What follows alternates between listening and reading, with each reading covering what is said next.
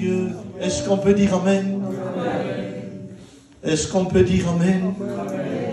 Nous sommes, alléluia, dans la joie cet après-midi, puisque le programme de la grâce continue. Et c'est un privilège d'être ici, de pouvoir, eh bien, être béni à travers la parole, à travers les cantiques. Je bénis Dieu, alléluia. Il a dit dans Matthieu 24, au verset 12, c'est Jésus qui va parler, et il va dire, sachez, on doit le savoir, que dans les derniers temps, l'amour d'un très grand nombre refroidira. L'amour d'un très grand nombre refroidira.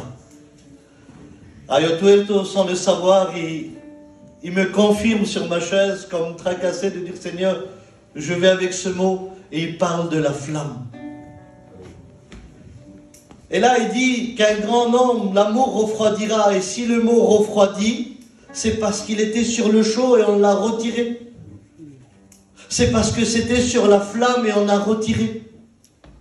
Quand tu chauffes quelque chose, c'était à travers quelque chose qui chauffe. Et quand tu le retires, il refroidit. Et là, il dit, sachez que dans les derniers temps, l'amour d'un très grand nombre refroidira. Ça veut dire que les gens vont se retirer de ces choses-là. Les gens vont se dévier de ces choses-là, de l'essentiel. D'ailleurs, la Bible dit dans Éphésiens 1, où Paul va parler à l'église d'Éphèse, et on va parler de cette église cet après-midi. Paul dit, c'est pourquoi moi aussi, ayant entendu parler de votre foi au Seigneur Jésus et de votre amour pour tous les saints. Ça veut dire que Paul, il est là, il encourage l'église à vivre dans la foi, mais aussi dans l'amour pour les saints. Quand il écrit sa lettre, il dit, j'ai entendu parler de votre foi en Dieu, il n'y a pas de problème, et aussi de votre amour. Il dit aussi dans Éphésiens 5, marchez dans l'amour, à l'exemple de Christ, qui nous a aimés et qui s'est livré lui-même à Dieu, pour nous, comme une offrande et un sacrifice de bonne odeur. Il est en train de parler de l'amour. Ça veut dire que Paul encourageait les églises par rapport à vivre dans l'amour de Dieu. Pourquoi? Parce qu'il viendra un temps, et Paul le savait, et il l'a su à travers ses frères, qu'il y aura un temps où l'amour d'un très grand nombre refroidira. Mais avant de rentrer dans le message, j'aimerais, alléluia, amen, que l'ancien ait prié. Amen, tu pries le Seigneur. Alléluia, on prie ensemble. Seigneur, que dans cette flamme que tu nous as donnée, le Saint-Esprit, que nous voulons prier, c'est vrai que dans cette flamme du Saint-Esprit que tu as promis à tes serviteurs, nous voulons prêcher. C'est vrai aussi que nous sommes assis dans cette flamme que nous avons reçue. Nous voulons recevoir le souffle du Saint-Esprit, la parole de Dieu qui va alimenter notre vie. Père, Père, Père, nous ne voulons pas nous refroidir. Parce que faute de bois, le feu s'éteint. Alors nous voulons encore, par ta grâce et ton amour, par le moyen de ton serviteur maintenant, et par la parole, Seigneur, que tu nous bénisses maintenant. Nous te le demandons au nom du Père, du Fils, du Saint-Esprit. Regarde notre soif, Seigneur. Regarde la soif de tes serviteurs. Regarde la soif de tous mes frères ici, de toutes mes sœurs. On a besoin de toi. C'est un cri vers le ciel. C'est un cri vers Dieu. Nous te demandons encore grâce. Dans le nom de Jésus. Et tout cela est pour ta gloire. Amen. Gloire à Dieu. Est-ce qu'on peut dire Amen? Paul encourage l'Église à vivre dans la foi et dans l'amour aussi. Il savait que si l'Église vivait dans la foi et dans l'amour, alors il ne pouvait pas passer par où Jésus avait dit que l'amour d'un très grand nombre refroidira. Alors Paul, révélé par Dieu, poussé par le Saint-Esprit, de pouvoir encourager l'Église à vivre dans l'amour, alléluia, à vivre bien dans la parole de Dieu. Et c'est ce qu'elle devait faire. Écoutez ce que la parole de Dieu nous dit dans Romains 5, verset 5. l'amour de Dieu est répandu dans nos cœurs par le Saint-Esprit. Ça veut dire qu'il est en train de dire encore aux Romains, il dit, n'oubliez pas que si vous voulez vivre une vie d'amour, il vous faut une vie d'esprit. Parce que c'est le Saint-Esprit qui déverse dans nos cœurs l'amour de Dieu. Et tant qu'il y aura une vie d'esprit, il y aura une vie d'amour. Tant qu'il y aura une vie d'esprit, il y aura une vie de foi. Alléluia. Marchez par l'esprit et vous n'accomplirez pas les désirs de la chair. Mais la Bible dit dans Ephésiens 4 au verset 30, n'attristez pas le Saint-Esprit.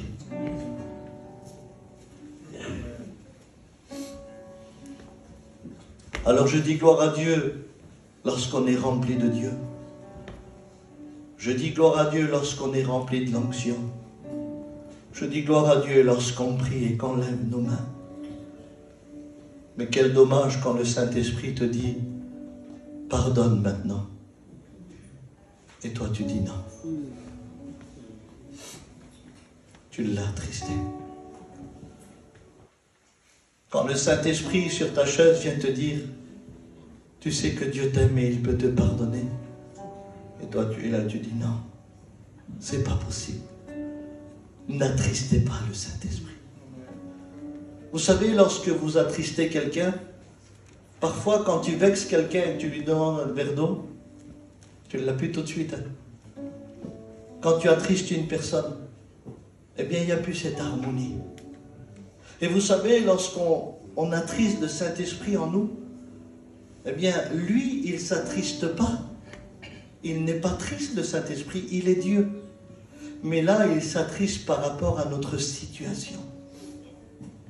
Par rapport parce qu'on s'est endurci.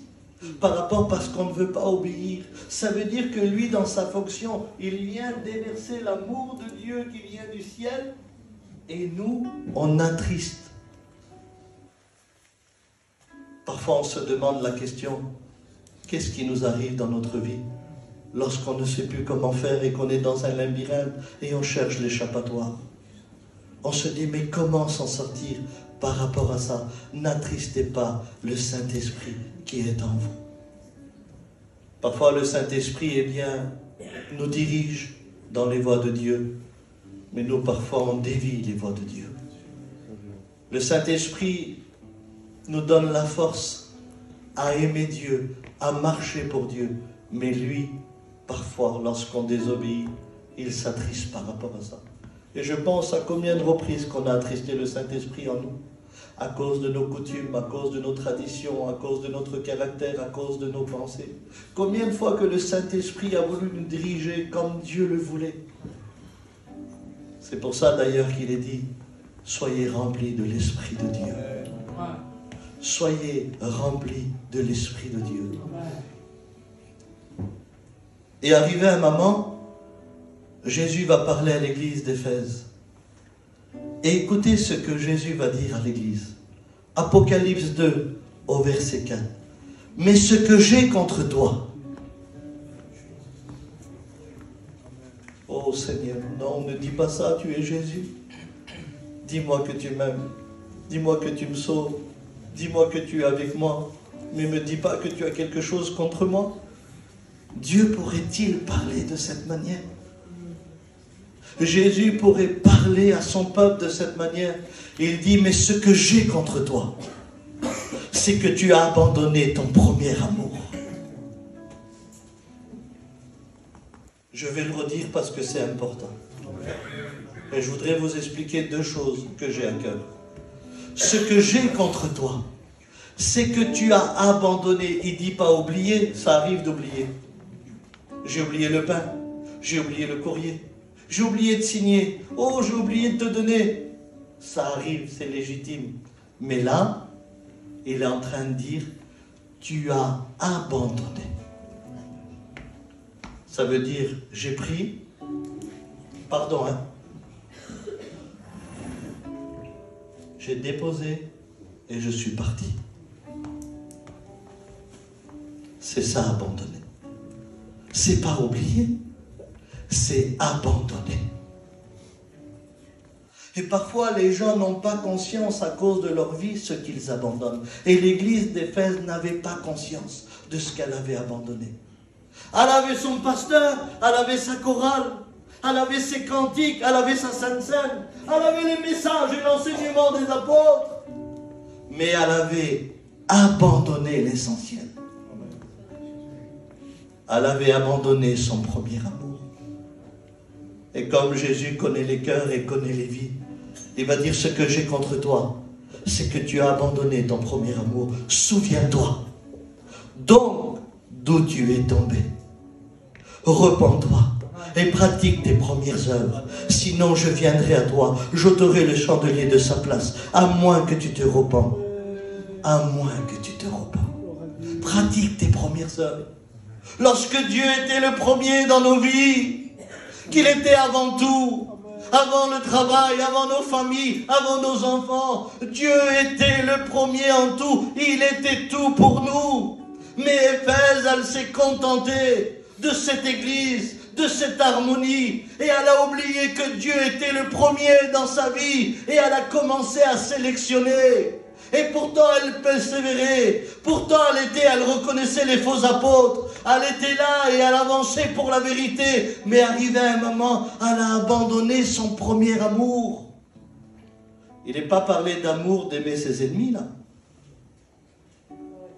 ou de prier pour ceux qui nous maltraitent ou qui nous persécutent. Ça, il n'y a pas de problème. Il y a cet amour-là, il y a l'amour de Dieu. Après, je m'excuse, ça va peut-être vous choquer. Deux inconvertis dans un bar, ils boivent, ils se pardonnent, ils se font des tchouks. Deux chrétiens avec la Bible à la main, ils ont des rancunes pendant des années. Alors qu'est-ce que tu vas comprendre par rapport à l'amour? Attention, quand il dit « ce que j'ai contre toi, c'est que tu as abandonné ton premier amour ». Mais lequel amour? Seigneur, lequel? Il va les reprendre, il va lui expliquer. Tu as abandonné le principal, tu as abandonné l'essentiel. J'aimerais avec vous partager quelques petites pensées par rapport à l'amour de Dieu. Oh, vous allez voir qu'on est bien dans cette prédication et que Dieu va nous parler. J'aimerais qu'on ouvre nos Bibles dans 1 Corinthiens 13, 4. Mais de quel amour Dieu va parler? De quelle manière que Dieu va parler à l'Église? Et de quelle manière que Dieu va nous parler aujourd'hui? À nous qui sommes l'Église de Dieu, de quel amour Dieu va nous parler? De quelle manière Dieu va parler à son Église, aux gens qui sont là? De quelle manière? C'est quoi que j'ai abandonné? C'est quoi que j'ai abandonné? Qu'est-ce que tu as abandonné, Abraham? Qu'est-ce que tu as abandonné, Église d'Éphèse? Écoutez ce qu'il est dit, 1 Corinthiens 13, 4. L'amour, elle est patiente et elle est pleine de bonté.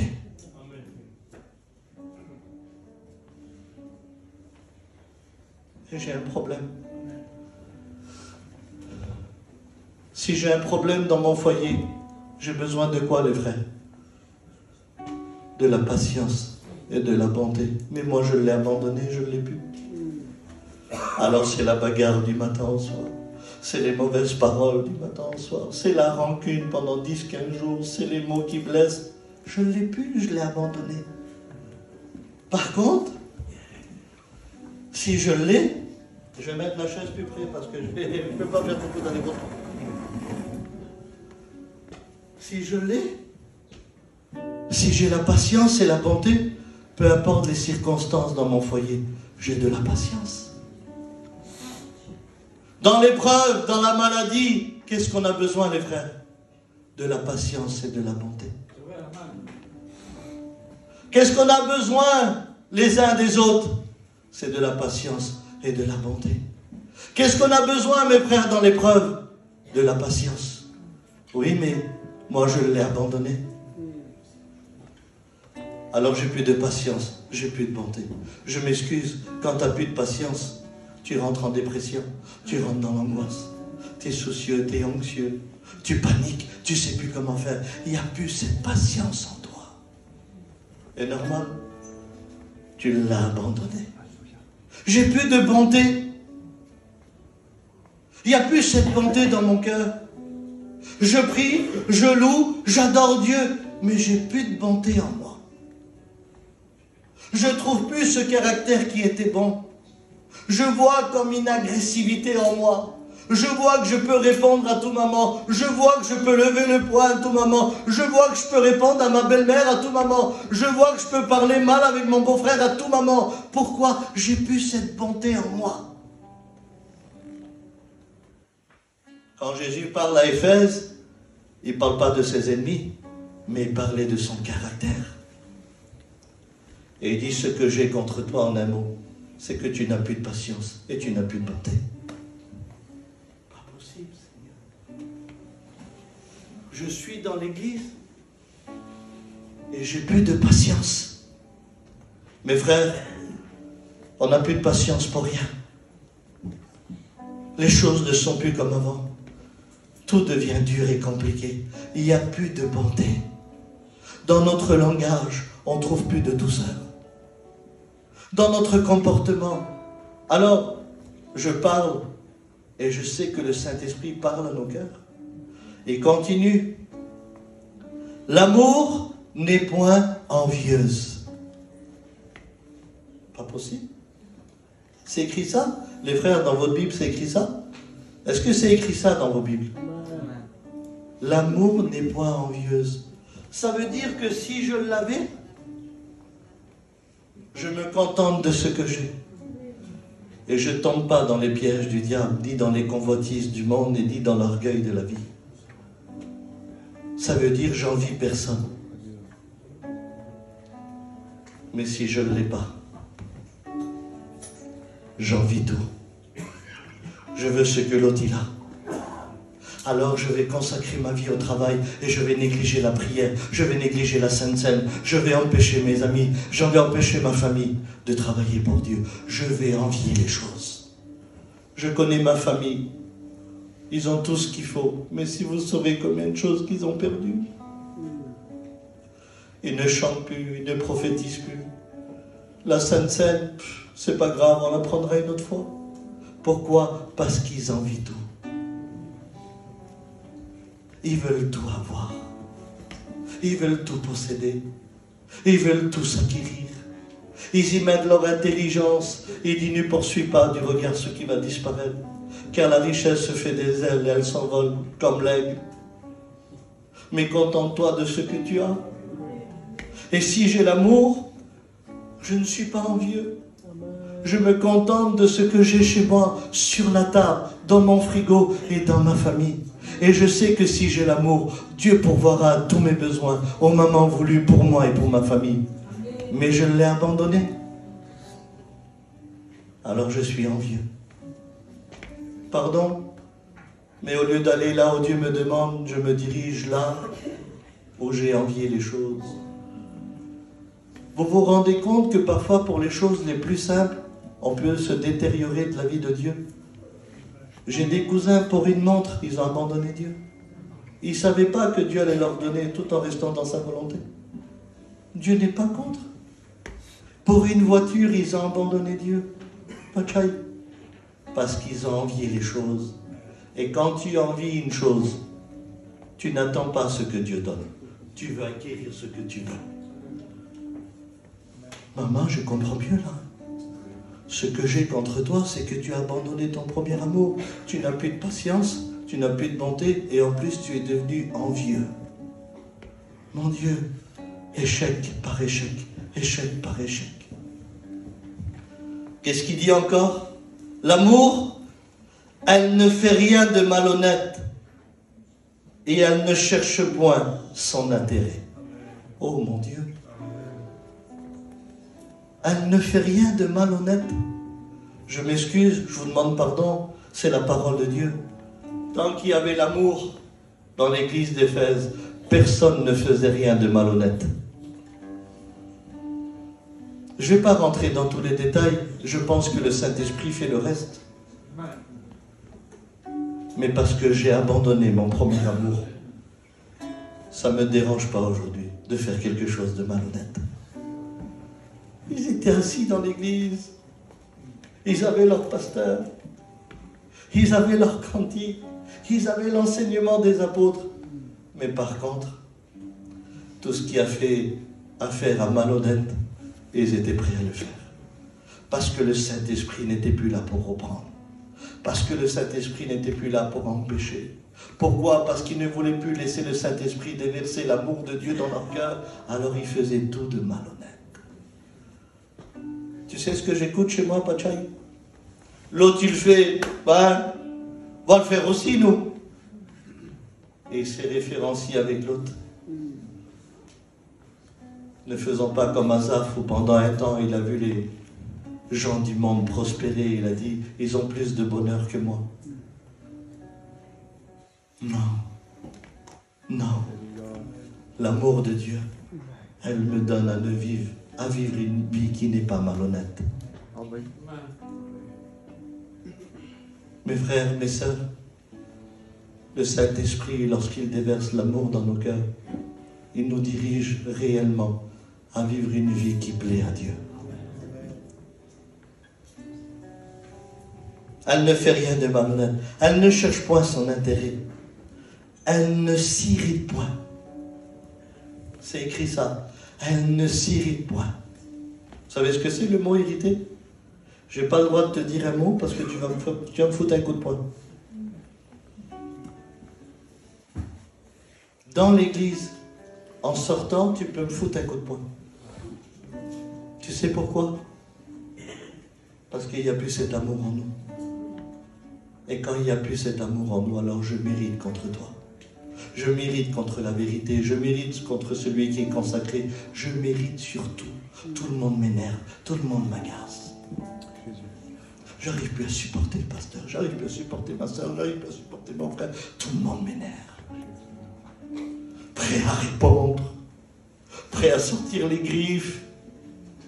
Ah oui, ils étaient assis à l'église. Mais alors, qu'est-ce qu'ils étaient irrités? Tu n'avais pas le droit de parler parce que c'était une guerre de famille qui allait se passer. Il y a tout ça dans cet amour. Oui, Abraham. Voilà ce que j'ai contre toi. C'est que tu as abandonné les choses essentielles.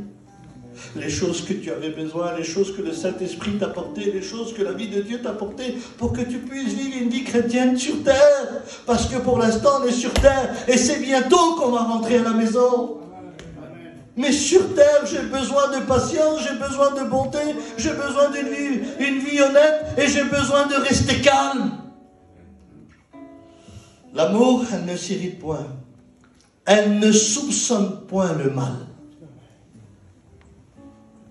Regardez, quand j'avais cet amour, je regardais sur un frère, Seigneur bénis-le.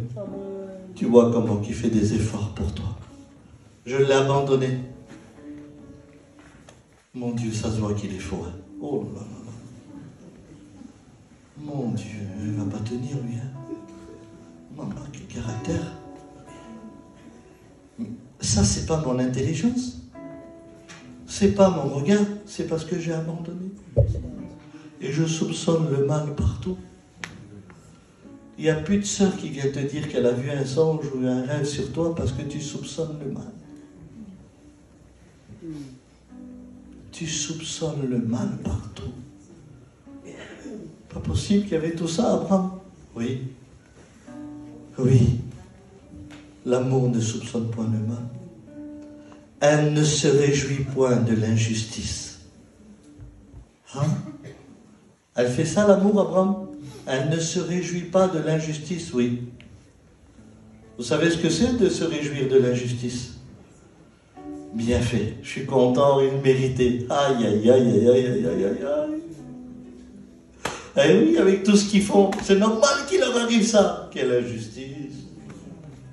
Quelle injustice. La superstition.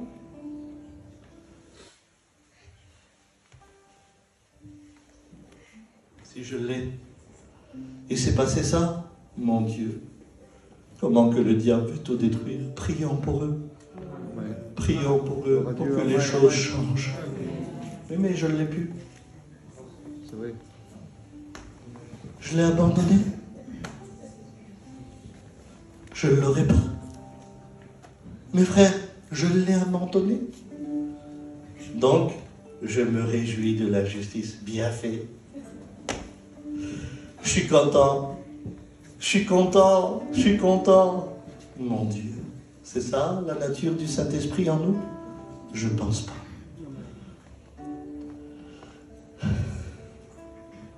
L'amour, elle ne se réjouit pas de la justice, mais elle se réjouit de la vérité. Amen. L'esprit de vérité. La parole de Dieu qui est la vérité. Elle se réjouit de la vérité. Amen. Dites Amen avec moi. L'amour, elle excuse tout. C'est écrit ça, les frères, vous me dites si c'est dans vos Bibles aussi. Pour pas que les gens croient que c'est moi qui ai écrit. C'est écrit ça, les frères? L'amour, elle excuse tout. Mais ça, c'est quand je l'ai. Tu as parlé sur moi, c'est pas grave, que Dieu te bénisse. C'est pas méchant. Tu as parlé sur ma fille, que Dieu te bénisse. Tu as parlé sur mon garçon, je l'ai mal élevé, que Dieu te bénisse. Tu as parlé sur mon ministère, que Dieu te bénisse. C'est pas méchant. Tu as parlé sur mon foyer, c'est pas grave. Tu sais, Dieu connaît tout, Dieu sait tout. Ça, c'est le langage spirituel.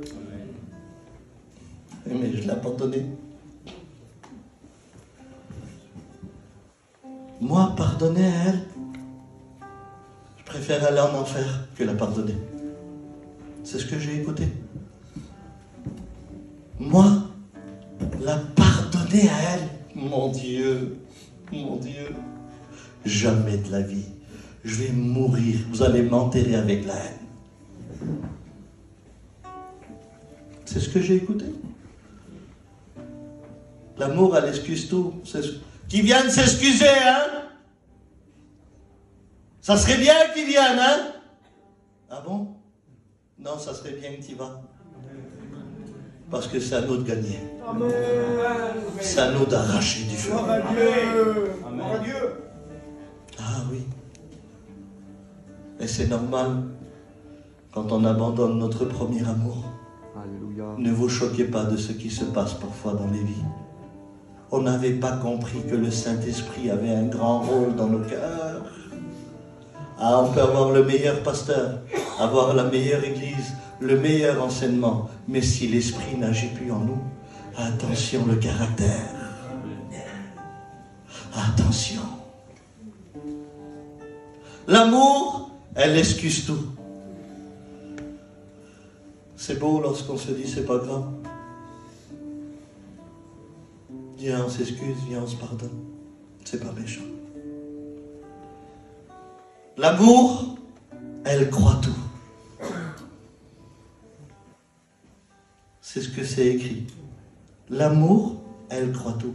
Mais ça, c'est quand je l'avais. Et quand je l'ai, Seigneur, même si mon fils rentre drogué, moi je sais que tu peux le délivrer. Seigneur, ma fille qui est divorcée, je sais que tu peux tout réparer. Seigneur, j'ai des problèmes d'argent, j'ai pas de travail, mon avenir est entre tes mains. Seigneur, en ce moment, c'est dur et difficile, mais moi je crois que les bontés de l'Éternel ne sont pas épuisées, mais qu'elles se renouvellent chaque matin. Seigneur, je sais que tu es avec moi, je suis dans ta main et tu ne m'as pas abandonné.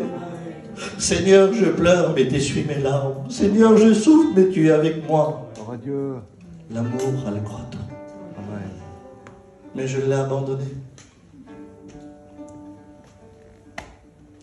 Je ne pourrais pas vivre ce que je viens de vous dire. Le Seigneur va te bénir. Non, je ne pense pas.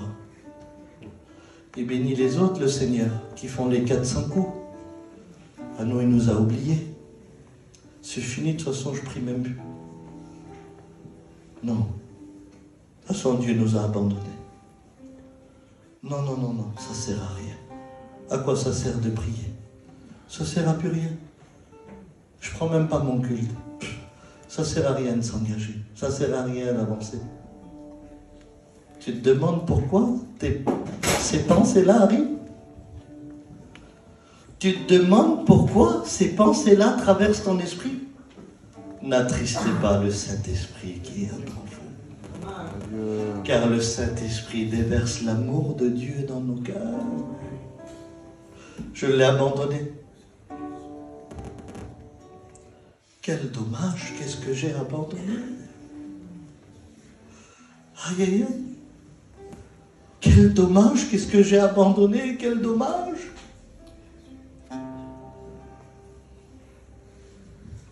L'amour, elle excuse tout, elle croit tout, elle espère tout. Ah bon? Ah oui, mais ça c'est quand je l'ai. Quand j'ai l'amour de Dieu, j'espère au petit berceau que Dieu m'a promis. Dieu me l'a dit, Dieu va le donner. J'espère.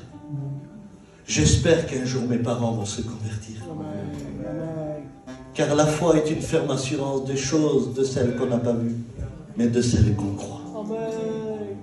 J'espère que ma situation va changer. J'espère en Dieu parce qu'il est mon Rédempteur et il est vivant. J'espère pour mes enfants, j'espère pour mon foyer, j'espère pour ma vie. Mon espérance, elle est grande. J'espère de revoir mes bien-aimés. Ça me donne de la joie dans mon cœur. L'amour espère tout. Mais moi, je l'ai abandonné. Et comme je l'ai abandonné, j'espère plus rien. Vous comprenez? Et quand tu espères plus rien, tu vas où? Je vais à la pharmacie. Oui, qu'est-ce que tu fais là-bas? J'ai des antidépresseurs à prendre. Pourquoi? Eh ben, t'as vu, je dors mal en ce moment. C'est compliqué.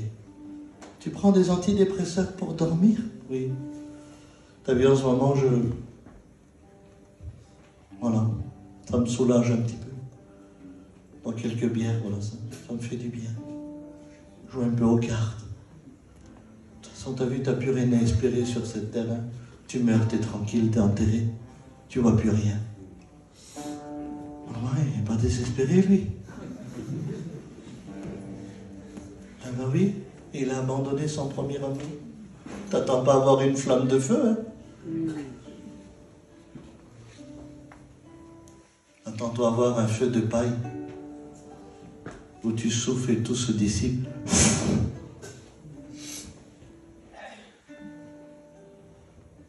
L'amour, elle supporte tout.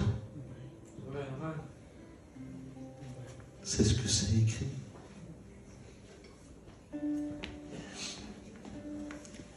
Un homme a dit un jour, si tu es sorti de l'église à cause d'un autre, c'est parce que tu n'es jamais rentré pour Jésus.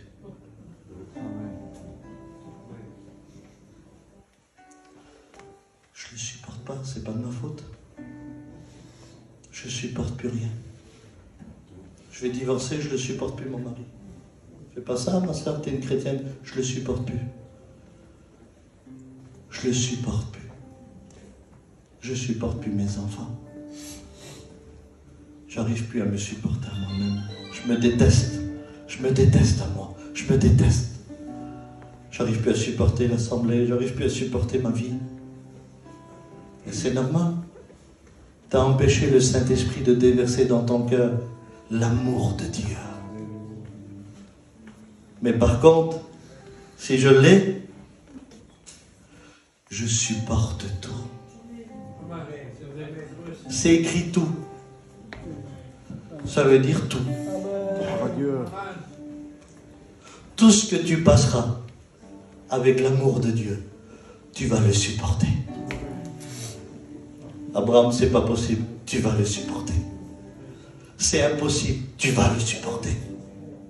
C'est ce que la parole de Dieu dit. Et écoutez comment il termine le verset. L'amour ne périt jamais. L'amour ne meurt jamais. Ça veut dire quoi, Abraham, aujourd'hui? Ça veut dire que Dieu me dit à moi cet après-midi, Abraham, souviens-toi d'où tu es tombé. Je me rappelle, Seigneur. Je me rappelle. C'est quand on a fait du mal à ma fille. Il y a une haine qui est rentrée dans mon cœur. Et cette haine, elle est devenue ma nourriture. Cette haine, elle est devenue mon amie. Et elle me réveille le soir, elle me réveille le matin, et elle me dit de me venger. Et le Saint-Esprit, je l'ai empêché. Je dis non, non, non. Je me rappelle, Seigneur, où c'est que je suis tombé. Alors si tu te rappelles, repens-toi.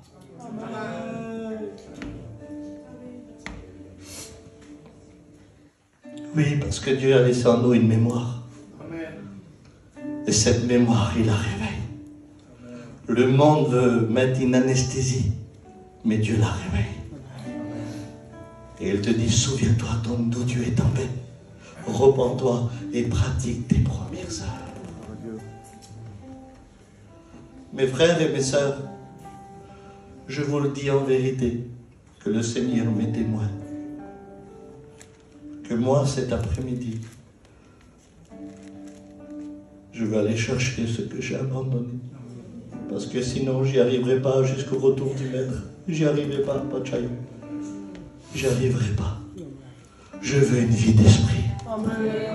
Je veux que l'amour de Dieu soit répandu dans mon cœur. Je veux la patience. Je veux supporter. Je veux aimer. Je veux croire. Je veux espérer.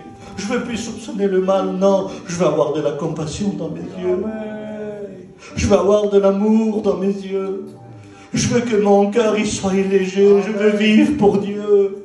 Je veux que ma famille sente ce bon parfum, alléluia, agréable. Je veux que le Christ reflète dans ma vie. Je veux.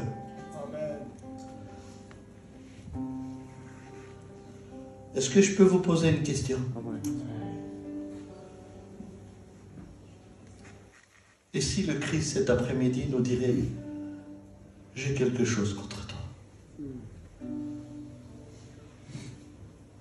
S'il l'a fait à Éphèse, il peut le faire pour nous. J'accepte la reprimande. Car elle est la vie pour moi. J'accepte la reprimande. Seigneur, tu me donnes la grâce de reprendre mon premier amour. Que tu sois tout dans ma vie. Et que le Saint-Esprit reprenne sa place dans mon cœur pour qu'il déverse l'amour dans moi. Mais Seigneur, c'est une vie nouvelle. Alors je vous pose la question dans la simplicité. Cet après-midi, qui voudrait reprendre son premier amour? Qui le voudrait? Lève ta main, je prie pour toi. Dieu vous voit. Dieu vous voit. Dieu vous voit, lève ta main, alléluia. Amen. Amen. Amen. Amen. Amen. Amen. Amen. Amen. Amen. Alors pendant que le frère chante, je veux vous lever maintenant.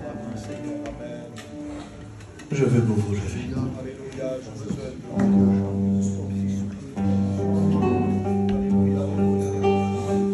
Vous voulez venir devant?